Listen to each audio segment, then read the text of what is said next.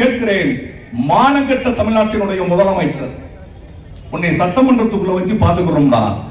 நாங்க என்ன கோமாளி பையில நினைச்சுக்கிட்டு இருக்கிற? சட்டமன்றத்தை பூட்டுவானா? பூட்டினா உனக்கு எலும்பு இருக்காது, ஒட்டச்சிட்டு தான் உன்னை இவனை அடிப்பு விடுவானா.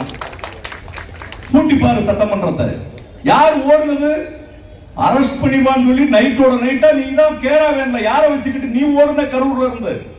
நாங்க ஒன்னும் பயந்து ஓடல. சட்டமன்றத்தில் நாங்க பயந்து ஓடணுமா?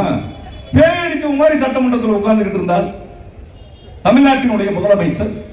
குத்து புரோட்டா போட, என்னடா குத்து புரோட்டா போட? உன்னை மாதிரி ஆயிரக்கணக்கான புரோட்டாக்களை நாங்க பார்த்திருக்கிறோம்.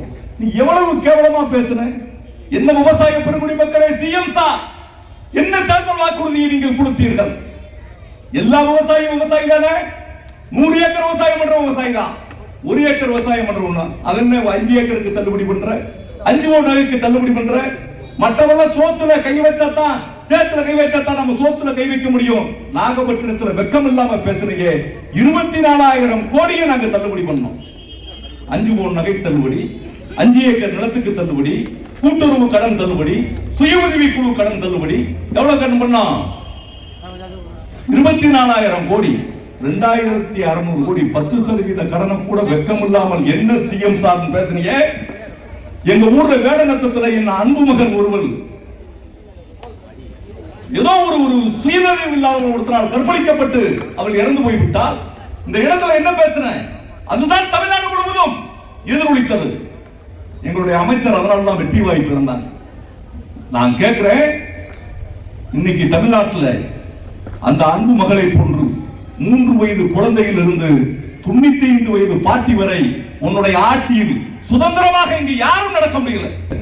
அரசாங்க ஊழியர்களே, விஜய் ஆட்சியில உங்க பணத்தை, நீங்க டெபாசிட் பணத்தை, உங்களுடைய பிஎஃப் பணத்தை, உங்களுடைய சம்பளத்தில் பிடித்தம் பண்ண பணத்தை, மொத்தமா கொடுக்கிற பணத்தை விஜய் ஆட்சி வர வரைக்கும் நீங்க வேண்டாம்னு சொல்லிருங்க. இல்லட்டா உங்களை இந்த ஆட்சியில பாதுகாப்பு இல்லாமல் கொலை செய்வதற்கு அங்கங்க விஜய் கட்சிக்காரன் ரெடி ஆயிட்டான். நான் கேட்கிறேன், நீ என்ன வழக்கு போட்டுருவ? வழக்கு போடுறேங்கிறான், மிரட்டுவேங்கிறான், எம்எல்ஏ விலை பேசுறேங்கிறான்.